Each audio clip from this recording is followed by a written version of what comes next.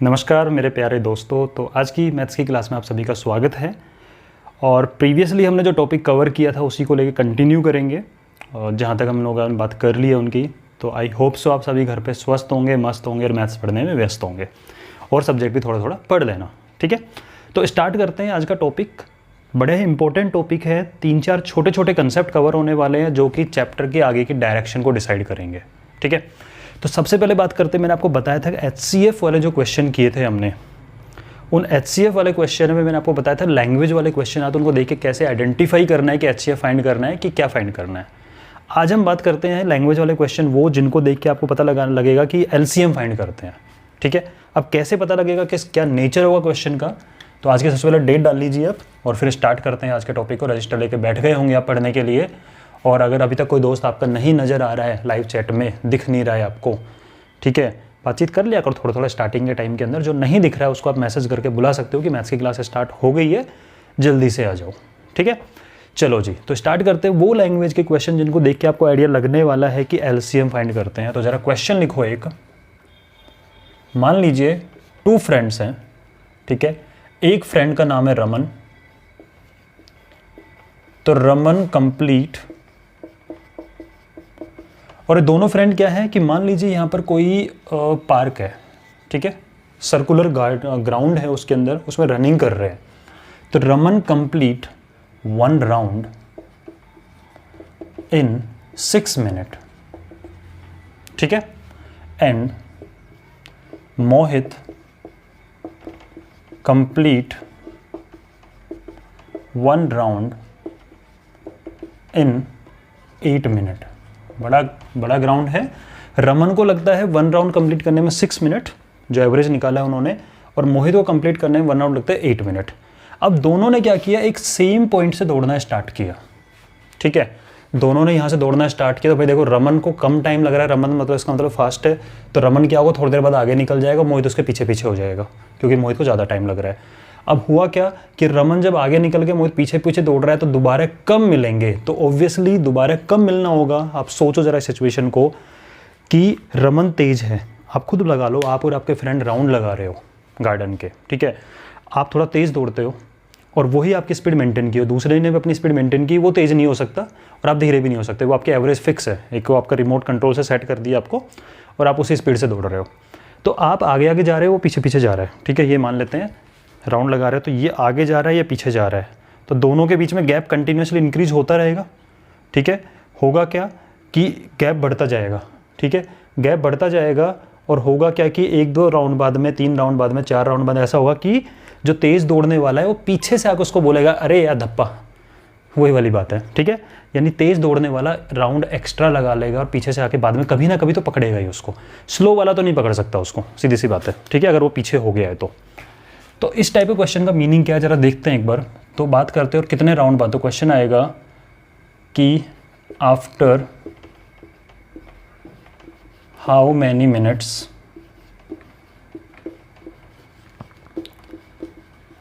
They will meet if they start running together. अगर दोनों ने एक साथ रनिंग करना स्टार्ट किया तो आफ्टर हाउ मैनी मिनट्स वो लोग मिलेंगे दोबारा, ठीक है। चलो जी, तो आप मुझे बताओ, एक एक को पकड़ते हैं। पहले अभी मैं वो आपको डायरेक्टली सॉल्यूशन नहीं करा रहा हूँ इस चीज़ का, पहले आप देखो इसमें निकलता क्या है। तो रमन की बात करें तो ये सिचुएशन है कि देखो 6 मिनट में फर्स्ट राउंड कंप्लीट हो जाएगा, इसका करता है। 12 मिनट में 2 राउंड कंप्लीट हो जाएंगे, 12 मिनट में 2 राउंड कंप्लीट हो जाएंगे। 18 मिनट में 3 राउंड कंप्लीट हो जाएंगे, ठीक है। 24 मिनट में 4 राउंड कंप्लीट हो जाएंगे इसके। मतलब अपनी कंडीशन ये है कि बुक आप क्वेश्चन देखोगे कि after how many minute they will meet again, इस वाले पॉइंट पे कब मिलने वाले हैं, वापस सेम पॉइंट पे, बीच में नहीं, कहाँ मिलना है आपको, स्टार्टिंग पॉइंट पे दोबारा कब मिलेंगे वो, ठीक है। 24 मिनट में 4 राउंड कंप्लीट करेगा, 30 मिनट में 5 राउंड, 36 मिनट में, उसके बाद 42 मिनट में, 48 मिनट में इतने राउंड कंप्लीट कर लेगा ये, ठीक है जी। मोहित की बात करते हैं थोड़ा सा। मोहित का फर्स्ट राउंड कंप्लीट हुआ 8 मिनट में, सेकंड राउंड कंप्लीट हुआ 16 मिनट में, थर्ड राउंड कंप्लीट हुआ 24 मिनट में, फोर्थ कंप्लीट हुआ 32, 40, 48 इस तरह से राउंड कंप्लीट करेगा। ठीक है, हुआ क्या, देखो जी, ये 6 मिनट में एक राउंड कंप्लीट कर चुका है, मतलब वापस से स्टार्टिंग पॉइंट पे आ गया। लेकिन अभी पीछे मोहित दौड़ता दौड़ता आ रहा है कि उसको 8 मिनट लगेंगे वो राउंड कंप्लीट करने में। तो रमन क्या हुआ, दौड़ता दौड़ता स्टार्टिंग पॉइंट पे वापस आया, देखा कि यार मोहित यहाँ पे है या नहीं है, देखा पीछे, बोलो ठीक है मैं एक राउंड और लगा के आता हूँ अभी, क्योंकि मिलना वहीं है, क्योंकि उसी गेट से वो एग्जिट करने वाले हैं। जिस गेट से उन्होंने स्टार्टिंग की है, पार्क में घुसे हैं, वहीं से रनिंग करना स्टार्ट किया, उसी गेट से उनको एग्जिट करना है। और एग्जिट करने की कंडीशन उन्होंने ये रखी है कि जब दोनों मिलेंगे इस गेट के ऊपर तब हम राउंड कंप्लीट करके निकल जाएंगे। ठीक है, तो देखो क्या हुआ कि फर्स्ट राउंड के बाद में दोनों ने यहाँ से स्टार्ट किया, रमन यहाँ पे पहुँचा, देखा कि अरे मोहित तो अभी पीछे है, उसको 8 मिनट लगने वाले कंप्लीट करने, बोला ठीक है मैं एक राउंड लो लगा के आता हूँ। हुआ क्या, वो 12 मिनट बाद दोबारा आया, लेकिन तब तक मोहित एक राउंड तो कंप्लीट करके जा चुका था और दूसरा कंटिन्यू कर दिया था उसने। तो 12 मिनट बाद में देखा तो भाई ये नहीं मिला। 18 मिनट बाद में थर्ड राउंड कंप्लीट किया, तो ये कहीं बीच में है, क्योंकि इसको देखो 16 मिनट में 2 कंप्लीट हो, 24 मिनट में। 24 मिनट बाद में क्या सिचुएशन बनेगी, आप ध्यान से देखना। 24 मिनट में रमन को 4 राउंड कंप्लीट करके वापस सेम पोजीशन पे आ जाएगा, और इन 24 मिनट बाद देखेगा तो मोहित तीसरा राउंड कंप्लीट करके वहाँ पहुँचेगा थका थका। ठीक है, तो रमन कहेगा, बोले यार अपन वापस यहाँ मिल गए हैं। ठीक है, बोले अच्छा तूने कितने राउंड मारे, तो रमन कहेगा यार मैं तो 4 राउंड लगा लिए।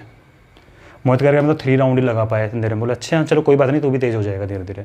यानी क्या हो रहा है, आप यहाँ पे 24 मिनट बाद में वो दोबारा सेम पोजीशन पे मिलने वाले हैं।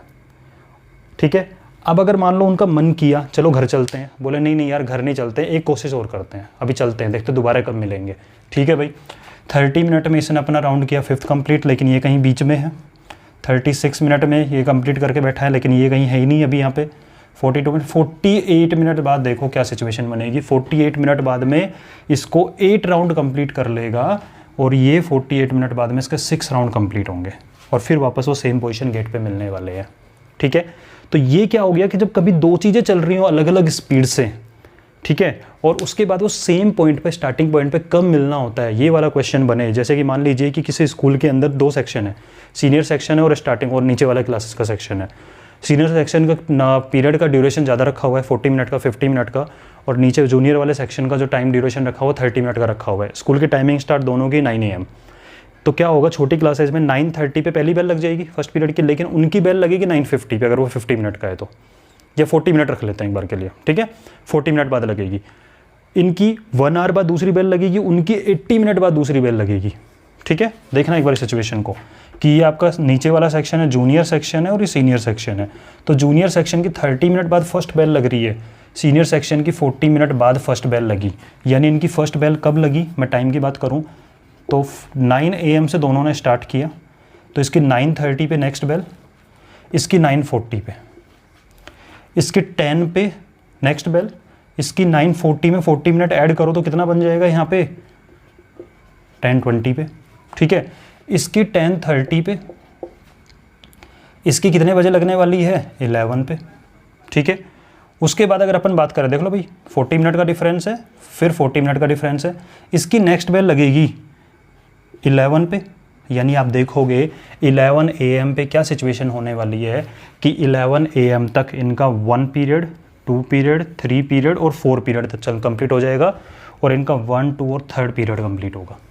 लेकिन 11 AM पे दोनों की बेल वापस साथ साथ लगने वाली है। ठीक है, ऐसे अगर अपन मिनट हैंड और आवर हैंड की बात करें, घड़ी में जो घूमते हैं इनकी अलग अलग स्पीड होती, कम मिलेंगे, उसके अंदर भी ये वाला कंसेप्ट लगता है। ठीक है, तो ये सन कंसेप्ट है क्या, तो ज़रा ध्यान से देखना। आपने क्या निकाला सबसे पहले, 6 के मल्टीपल, 8 के मल्टीपल्स। तो सबसे पहले आपने मल्टीपल निकाला, फिर आपने क्या देखा, कॉमन। तो 24 और 48 कॉमन थे, तो आपने फिर कॉमन निकाला, और फिर आपने 24 पे बोला। आपसे क्वेश्चन पूछा कि पहली बार कब मिलेंगे, तो आप बोलो 24 पे। 48 पे मिलते हैं लेकिन पहली बार कब मिलेंगे, 24। तो आप लीस्ट वैल्यू ले रहे हो, आप इसकी कौन सी वैल्यू ले रहे हो आप, इसकी लीस्ट। तो क्या बन गया, लीस्ट कॉमन मल्टीपल। तो क्या ये LCM नहीं बन गया। तो कभी भी ये वाले टाइप के क्वेश्चन जब कभी भी आएंगे, उसमें आप क्या निकालते हो, इनका LCM।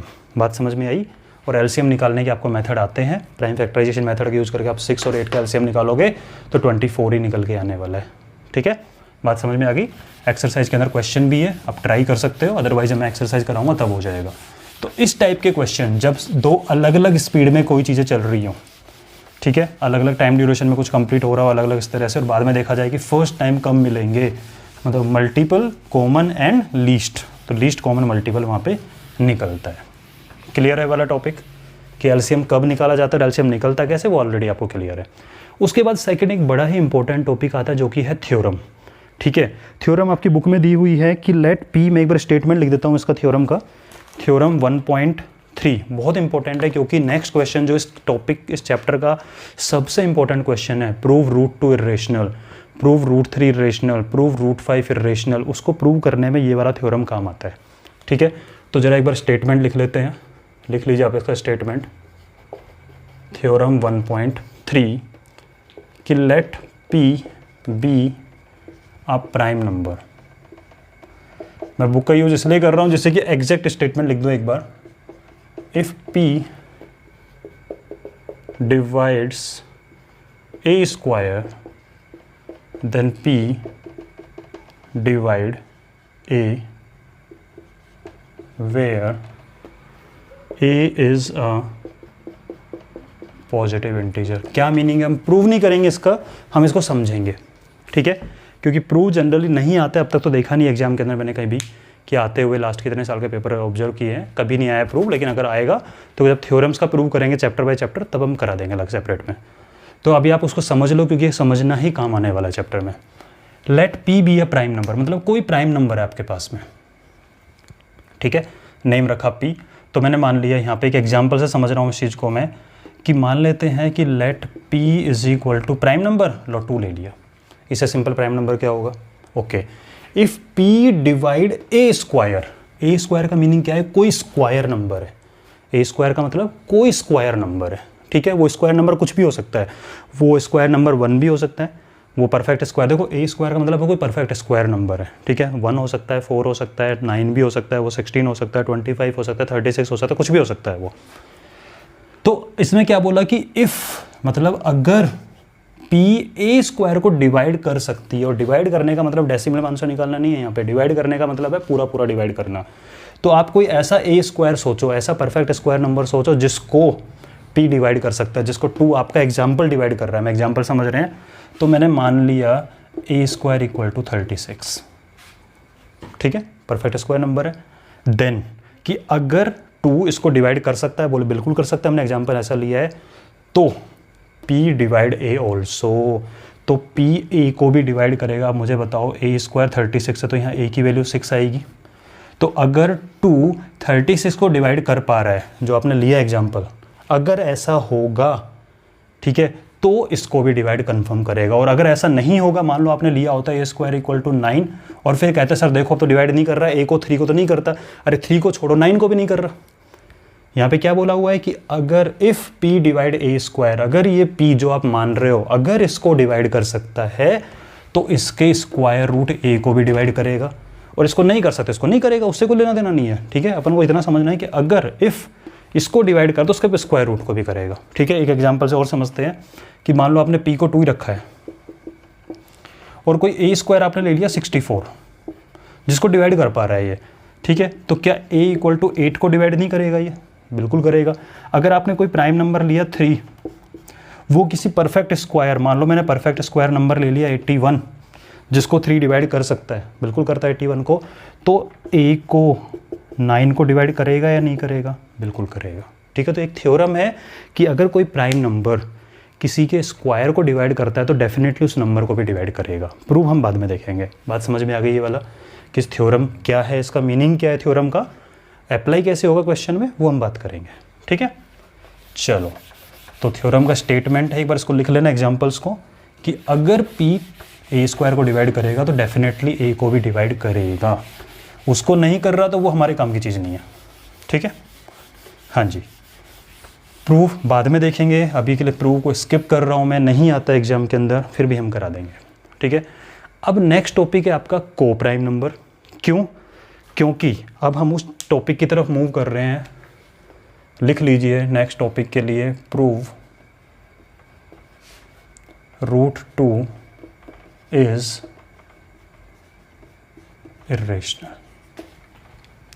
कि प्रूव करो रूट 2 इरेशनल है। अब रूट 2 इरेशनल प्रूव करने में कौन कौन सा टूल काम आने वाला है आपका, कौन कौन सी चीज़ें कंसेप्ट काम आने वाला है, तो अभी हम इसको प्रूव नहीं करना बता रहा हूँ, ये नेक्स्ट क्लास में होने वाला है, लेकिन इसके अंदर यूज क्या क्या होगा वो सारे चीज़ों को समझ लेते हैं। तो जो कंसेप्ट यूज होंगे वो कौन कौन से हैं, तो पहला कंसेप्ट तो होगा कि if P a prime number divides a square then it divide a also। ये वाला कंसेप्ट काम आएगा, मैंने आपको समझा दिया कि ऐसा होता है। सेकंड कंसेप्ट क्या काम आएगा इसके अंदर, कोप्राइम का। तो आज ही मैंने एक वीडियो अपलोड किया, इसके साथ साथ 9 AM वाली क्लास जिस बच्चे ने ली है उसको क्लियर होगा। अगर आप वो क्लास लेकर ये क्लास देखने के लिए आए हैं, नहीं लिए तो वो वाली क्लास देख लेना, ज़्यादा डिटेल में बताया है, ठीक है। तो को प्राइम नंबर कंसेप्ट यूज होने वाला है। को प्राइम नंबर वो 2 नंबर्स होते हैं जिनका कॉमन फैक्टर ओनली 1 होता है, 1 के अलावा कोई कॉमन फैक्टर नहीं होता। मतलब बोलते हैं ना कि मैं जो कुछ बोलूँगा, सच के सिवा कुछ नहीं बोलूँगा, तो हमारा कॉमन फैक्टर 1 आएगा, 1 के अलावा कुछ नहीं आएगा। तो वो वाली चीज़ होने वाली है, ठीक है। अब इसका रोड मैप क्या है, रूट 2 इरेशनल प्रूव, ये 2 कंसेप्ट बड़े काम आने वाले हैं, ठीक है। अब देखो थोड़ा सा समझ लो ताकि नेक्स्ट क्लास में आपको इतना डिटेल में नहीं बताना पड़ेगा मुझे। तो देखना जी, रूट 2 इरेशनल करने के लिए मैं आपको पहले दूसरे मेथड से बताता हूँ, जो मेथड आप लोगों को 9th में यूज होता है, ठीक है। ये लिख लेना एक बार, कंसेप्ट यूज कौन कौन सा होने वाला है। तो अगर ये क्वेश्चन 9th क्लास के बच्चे से पूछें कि प्रूव करो रूट 2 इरेशनल है, तो वो कैसे करेगा, तो आप लिखो एक बार इस चीज़ को, सॉल्यूशन इसका √2। तो मैं √2 की वैल्यू निकालनी है मुझे, तो मैं 2 का स्क्वायर रूट निकालूंगा। तो आपको पता है डिवीजन मेथड क्या होता है, स्क्वायर रूट निकालने के लिए आप क्या निकाल रहे हो, आप √2 की वैल्यू निकाल रहे हो। मैं कह रहा हूँ 9th का बच्चा कैसे करेगा इसको, ठीक है। तो आप क्या करोगे, 1 1 जा 1, 1 बचा, डेसिमल आ गया, डेसिमल को ऊपर भेज दो, 1 + 1 2, ये डिवीजन मेथड होता है, 8th क्लास में सीख जाते हो आप लोग, ठीक है। उसके बाद में एक साथ में उतरते हैं, ये पहले राइट साइड से, यहाँ 2 2 का पेयर, इधर 2 2 का पेयर, 100। तो यहाँ पे क्या लिखूँगा, 4, 24, 4 जा 96, फिर 4 0 0, 24 + 4 28, ठीक है, 1 जा। इस तरह से आप दिखाओगे और फिर आप दिखा दोगे कि क्या, कि भाई √2 की वैल्यू होती है 1.4142 ... ठीक है। और क्या लिखोगे, एज इट इज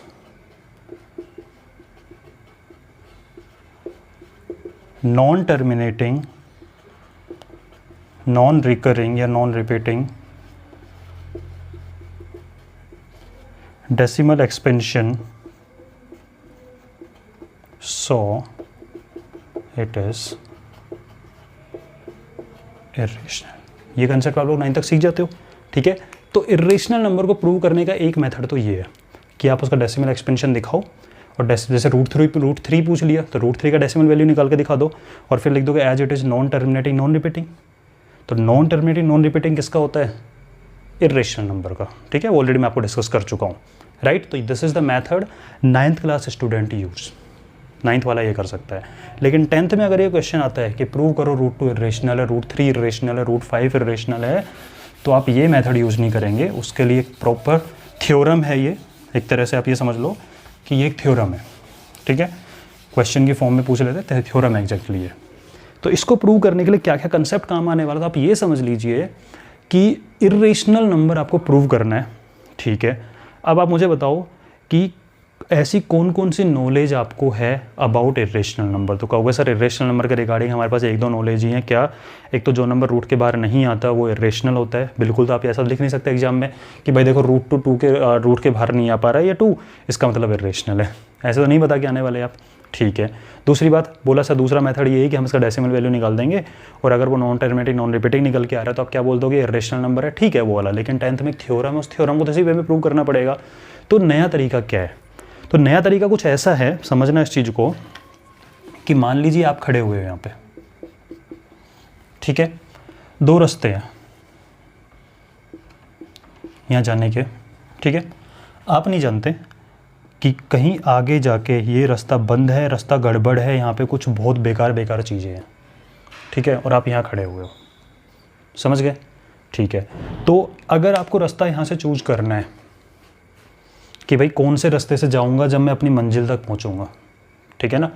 तो क्या है, क्या तो भाई आप डायरेक्टली अच्छे रास्ते पे चल लो, लेकिन आपको यहाँ खड़े होगे तो दिख ही नहीं रहा, क्योंकि बहुत इस तरह से मान के चलो आप कि ऐसा बना हुआ है ये कि यहाँ से 2 रास्ते इस तरह से दिख रहे हैं, बिल्कुल नज़र ही नहीं आ रहा,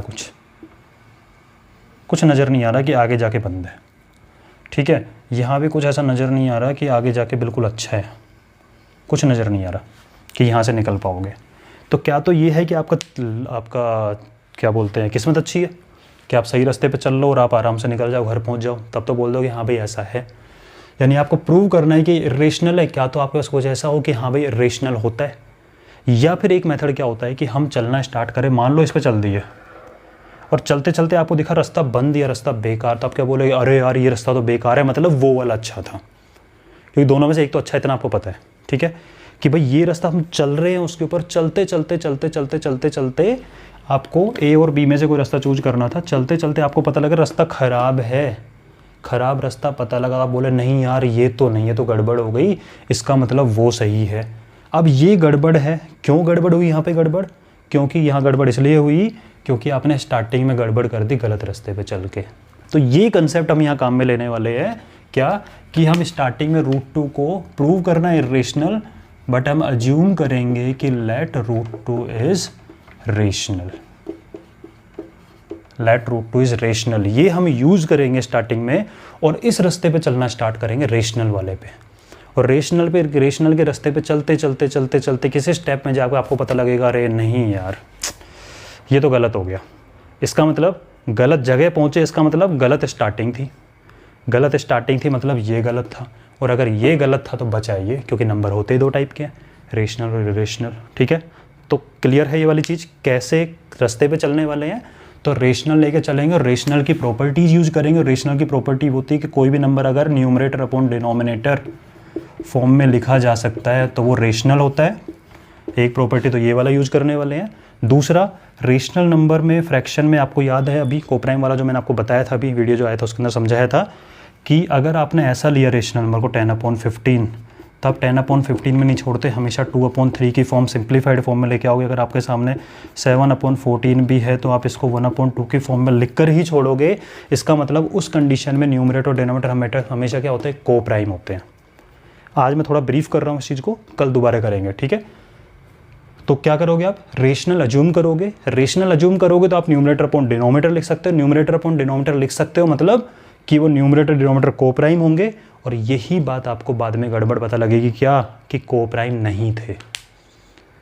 क्यों नहीं थे, क्योंकि स्टार्ट ही गलत किया था यार, रूट 2 में कहाँ से कोप्राइम मिलेंगे, क्योंकि रूट 2 तो P/Q फॉर्म में लिखा भी नहीं जा सकता, समझ गए। तो ऐसा ऐसा हम कुछ करने वाले, तो आज हमने बहुत छोटी छोटी चीज़ें की जो चैप्टर का बेस है, ठीक है। तो नेक्स्ट क्लास में मिलते हैं और बहुत इंपॉर्टेंट क्लास है, मिस नहीं करना है, ठीक है।